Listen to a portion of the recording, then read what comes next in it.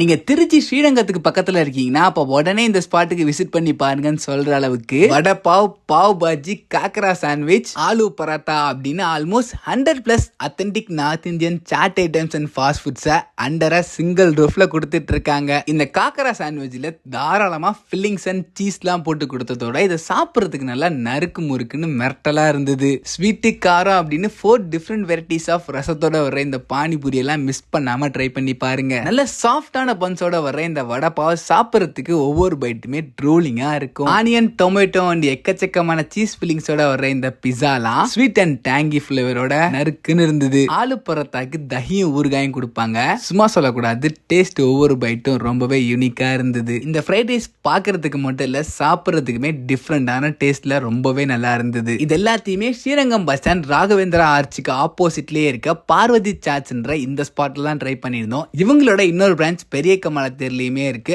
அதோட ஸ்விக்கி, ஜொமேட்டோலையுமே அவைலபிளா இருக்காங்க. ட்ரை பண்ணி பார்த்துட்டு எப்படி இருந்துச்சுன்னு சொல்லுங்க.